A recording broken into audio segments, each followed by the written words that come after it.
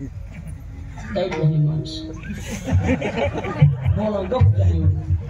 कोणतं काम नीट केलं तर चला सांग खंडन मंडन म्हणते त्याला दोन्ही प्रकार मांडतो बघा माझ्यात लक्ष द्या इथं तुम्ही सांगा किंवा तुम्हीच सांगा जुने लोकांनी ऐकण्यात तुमच्या ऐकण्यात वडवणी तालुक्यात बीड जिल्ह्यात एका माणसाला 5 बायका ऐकण्यात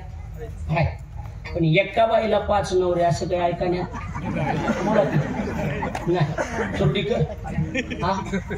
काही ऐकण्यात नाही बरं एका बाईला 5 नवरे ऐकण्यात नाही बरोबर आहे का 5 जणात एक बायको केलेली ऐकण्यात सख्या भावात नाही बरं गोष्ट चांगली का वाईट वाईट मग ह्याच पांडवाच्या कुळात एका बाईला 5 नवरे आहेत का नाही बोला हा बरं 5 सख्या भावात एक बायको आहे का नाही बोला चला आता हा जेवण तेवण बोला आहेत का नाही सांग हा आहे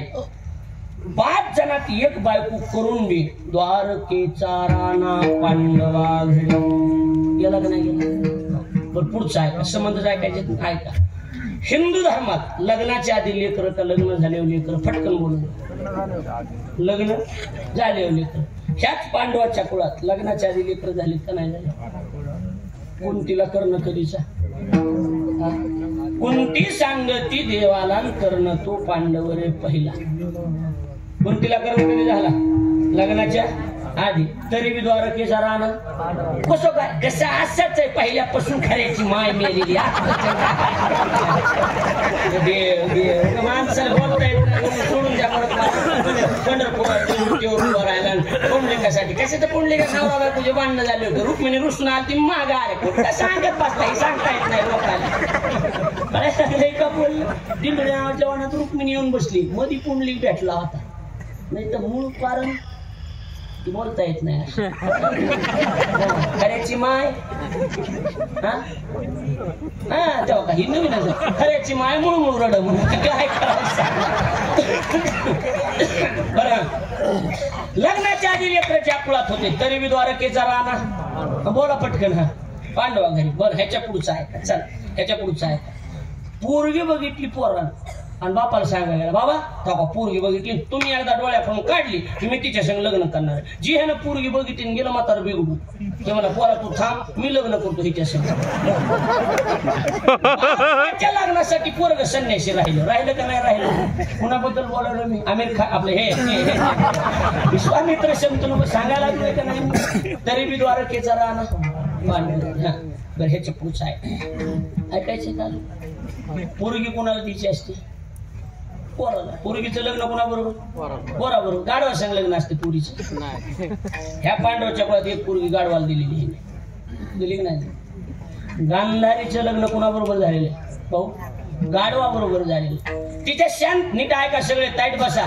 कंस चुरून आणन हुरडा चुरून आणन नीट आहे का नरेंद्रावानी काही बी नसलेली काम करायची 5:04 काकड्याला उठतोय आमच्यातला एक भजने आणि दुसऱ्याचा गहू चालतोय बैल 6ला येवले शेरोपा लावी चटखुटा उठीला असं कसं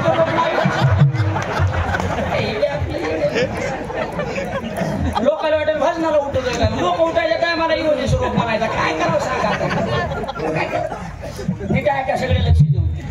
गांधारीच्या शांतीत लिहिलं होतं ज्याच्या सोबत लग्न होईल गळ्यात माळ पडली की नवरा मरणार ह्याने गाढव पुढे आणलं गाढवाच्या गळ्यात माळ पडली गाढव मेल नंतर धृतराष्ट्र बोलवलं आणि त्याच्या गळ्यात माळ पडली पुन्हा ध्यानात ठेवा गांधारीनं आणि धृतराष्ट्रानं दोघांच्या सुखासाठी कुणाचा बळी घेतला गाढवाचा बळी घेतला तर 100 अवलादी गाढवासारख्या त्यांच्या पोटी जन्माला ऐकायला 9 वर्ष झालं सप्त्याचा हिशोबच नाही मंदिराच्या पट्टीचा मेळ नाही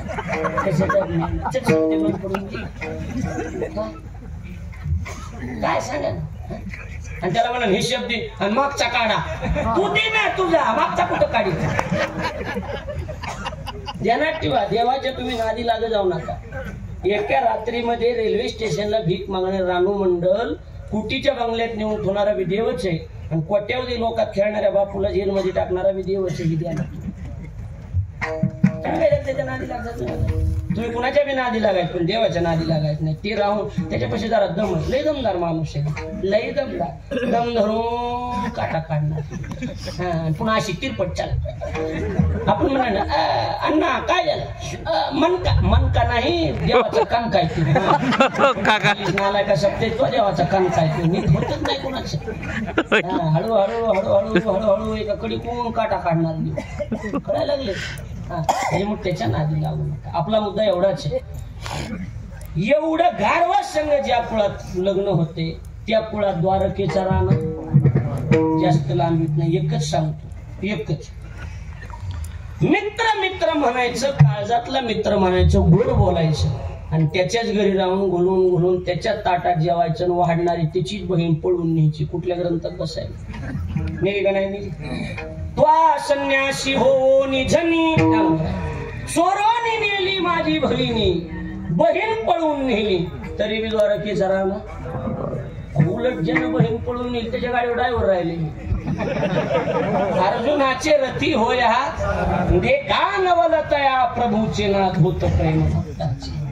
आता तुम्ही म्हणता महाराज एवढं सहन का केलं, त्याचं एकच कारण आहे. पहाते पांडवा खंड वनवासी बरी त्या देवाशी आठविली. काही बी केलं पण देवाला सोडलं नाही, भजन सोडलं नाही. पांडव चुकीचं वागले कदाचित पण भजन सोडलं नाही. म्हणून द्वारकेचा राणा पांडवा घरी. एकच मुद्दा सांगतो शास्त्रीजी, एकच मुद्दा. ज्ञानदेव म्हणे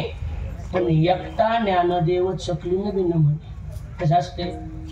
आपण बी कधी कधी म्हणतो ना काय. आता समजा हनुमंत महाराज आहेत, शास्त्रीजी आहेत, बरोबर आहे का नाही, भगवान बाबा आहेत, ही सगळी मंडळी समजा गडावर शिकलेले सगळे विद्यार्थी एखाद्या वेळेस